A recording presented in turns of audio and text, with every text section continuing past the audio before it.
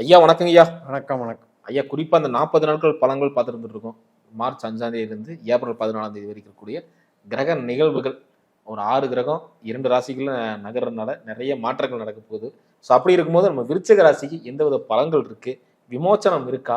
இவங்க தலைவிதி மாறுமா? அப்படின்னு கொஞ்சம் சொல்லுங்க. அஷ்டம குரு வேற. ஆமா. அதெல்லாம் ஞாபகப்படுத்திட்டீங்க. நெஞ்சமெல்லாம் புண்ணா இருக்கு. 4ல் ராகு 8ல் குரு. ம். இதிலிருந்து எப்படி தப்பிப்பது? இதுல வருடக்கழிவு. பங்குனியில கிரகங்கள் வந்து பகை கிரகங்கள் சேர்க்கை. சூரியன், சனி, செவ்வாய் இதெல்லாம் வந்து என்ன பண்ணுங்கிறது தான் உங்க கேள்வி. கண்டிப்பா. 40 நாட்கள்ல இவங்களுக்கு மொத்தமா அந்த 2 ராசி எடுத்துட்டீங்கன்னா 4ஆம் இடம், 5ஆம் இடம். அது வேலை செய்யுது. 4ஆம் இடம்ங்கிறது பொருள்பற்று. உற்பத்தி சார்ந்த வேலைகள், ஒரு டீச்சிங் ஒர்க் பண்ணுறது, வீட்டிலேயே டொமஸ்டிக் ஒர்க் பண்ணுறது, மற்றும் வந்து கட்டடம், வாகனம், இது சம்மந்தப்பட்ட தொழில் எல்லாமே 4ஆம் இடத்துல ராகு பார்த்துக்கிறார். ராகு வந்து 4ஆம் இடத்துலையும் கேது 10ஆம் இடத்துலையும் பலமாக இருக்காங்க. அதனால் ராகு திசை நடக்கிறவங்களுக்கு நல்ல வளர்ச்சி, அதில் ஒன்றும் சந்தேகம் இல்லை. இப்போ நீங்கள் சொன்ன மாதிரி 6 கிரகத்தில் அந்த பகைத்தன்மைகள்னு சேரும்போது தான் பிரச்சனை வருது. எப்படி அப்படின்னா, முதல் பகுதியில் பார்த்தீங்கன்னா இந்த மார்ச் 5லேருந்து பார்த்தீங்கன்னா நமக்கு இந்த ராகு கூட செவ்வாய் இருப்பார், புதன் இருப்பார். இப்போ செவ்வாய் தானே ராசி அதிபதி. கண்டிப்பாக. புதன் வந்து அட்டமாதிபதி. அப்போ ராசி 1ஆம் இடமும் 8ஆம் இடமும் ஒரு கனெக்டிவிட்டி ஆச்சுன்னா, ஏற்கனவே டென்ஷன் பண்ணிட்டு இருக்கிற ராகு கூட இவங்க போய் சேரும்போது அது இன்னும் கொஞ்சம் பிரம்மாண்டமாகுது.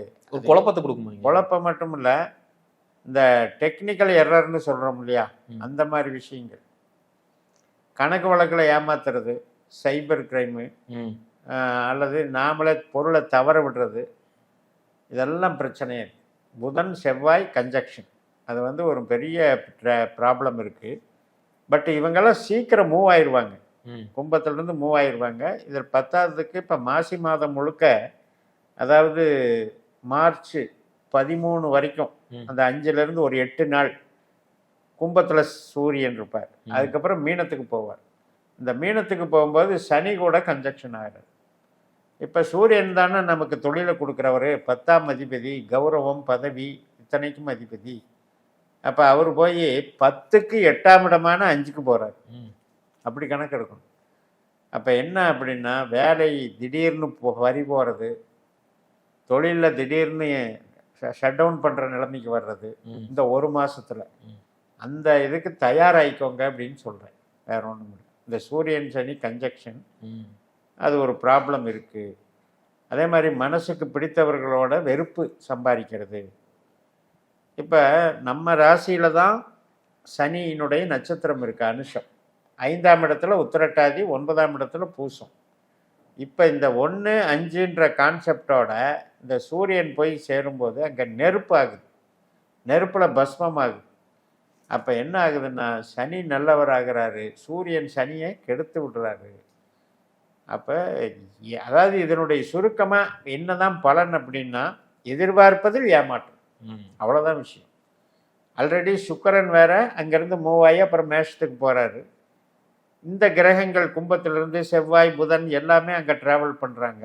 அப்போ பார்க்கும்போது பிற்பகுதி பார்த்தீங்கன்னா உறவுகளில் குழப்பம், வேலைக்கும் நெருக்கடி, ஒரு தொழிலுக்கும் நெருக்கடி. அதனால் புது தொழில் ஆரம்பிக்கிறவங்க கண்டிப்பாக ஆரம்பிக்கக்கூடாது. வேலையில் விடணும், அடுத்த வேலைக்கு போகிறேன்னு நினைக்கிறவங்க ஒரு வேலையை பிடிச்சிக்கிட்டு தான் விடணும். அந்த வேலையை பிடிச்சிட்டு அந்த வேலையில் கரெக்டாக ஸ்டாண்ட் பண்ண முடியுமான்னு யோசிச்சுட்டு தான் வேலையே எடுக்கணும்.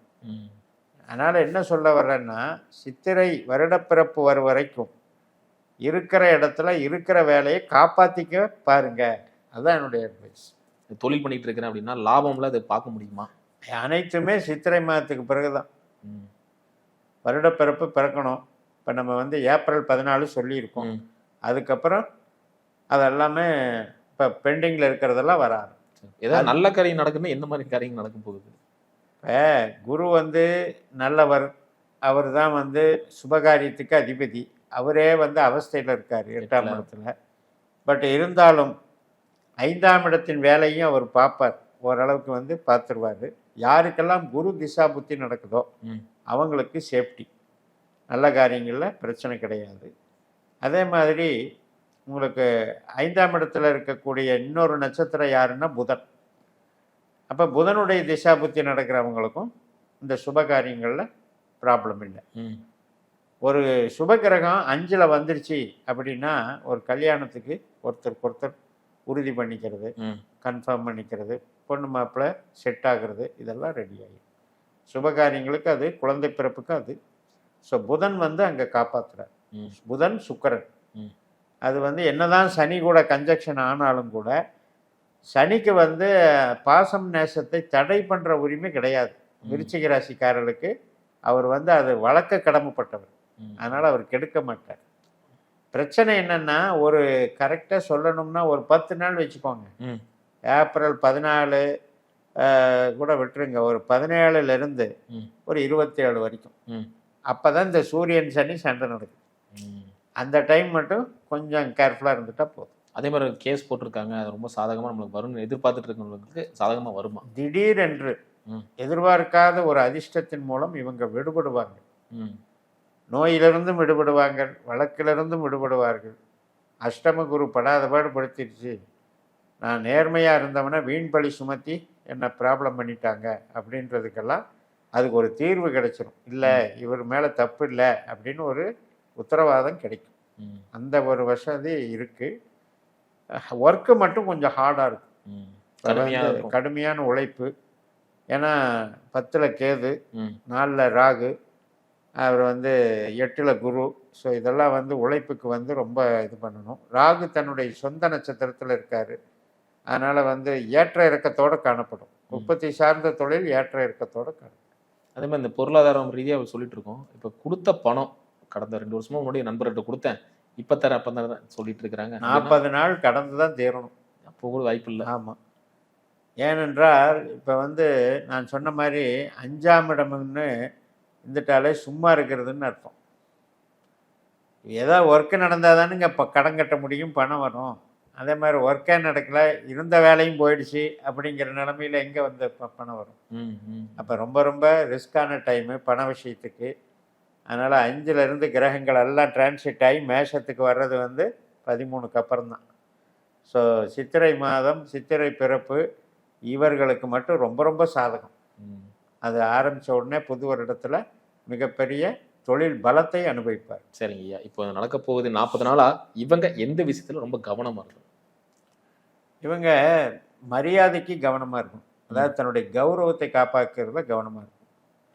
ஏனென்றால் நம்ம வந்து பழகிறோம், பேசுகிறோம், ஒரு இடத்துல ஒரு ஆட்டிடியூடாக வேலை செய்கிறோம். இதெல்லாம் பார்த்திங்கன்னா தேவையில்லாத கலகம் குழப்பம் பண்ணிடுவாங்க. இவர் தப்பு பண்ணுறாரு அப்படின்னு எதையோ ஒரு சாட்சியை வச்சு கொண்டு போய் அங்கே இது பண்ணிவிட்டு நம்ம பேருக்கு களங்கம். இது வரைக்கும் கஷ்டப்பட்டு உழைச்சி நல்ல பேர் சம்பாரித்து வச்சதுக்கு ஏதோ ஒரு வகையில் ஒரு இழுக்கு, ஒரு பிளாக் மார்க், அல்லது யாரோ ஒருத்தர் ஒரு புரளி கிளப்பி விட்டு பேரை கெடுக்கிறது அப்படிங்கிற விஷயத்தில் மட்டும் கவனமாக அதை கேர்ஃபுல்லாக பார்த்துக்கணும். அதே மாதிரி அவசரப்பட்டு வேலையை விட்டுறக்கூடாது. இன்னொரு வேலையை பிடிச்சிக்கலாம் அப்படின்னு தெம்பாக வரலாம்னு வந்தால் ஒரு 2 மாதம் ஒன்றும் கிடைக்காது. சிறப்பு. கொஞ்சம் அதே மாதிரி ஒரு நண்பருக்கு ஒருத்தர் வந்து லோன் எடுக்கிறாரு, நம்ம கேரண்டர் தான் போட போகிறோம், அதாச்சும் பண்ணலாமா? இப்போ வந்து 6ஆம் இடம் என்பது கடன். 6ஆம் இடத்துல இருக்கிற நட்சத்திரம் என்ன அப்படின்னு பார்த்தீங்கன்னா சுக்கிரன். அது வந்து 5ஆம் இடத்துல வந்து சனி கன்ஜக்ஷனாக வருது, செவ்வாயும் கன்ஜக்ஷனாக வருது. இப்போ ராசி அதிபதியே ஒரு இக்கட்டான நிலைமைக்கு வரும்போது நீங்கள் கேட்குற நிகழ்வுகள் கண்டிப்பாக நடக்கும். இப்போ நீங்கள் கேட்குற நிகழ்வு எப்படி இயற்கை பேச வைக்குது பாருங்கள். கிரகங்கள் தான் உங்களுக்கு உங்கள் வாய் மூலமாக பேச வைக்குது.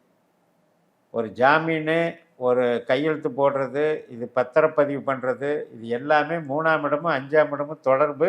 6ஆம் இடத்துக்கு 12ஆம் இடம் கனெக்ஷன் ஆனால் தான் இந்த நிகழ்வே நடக்கும்.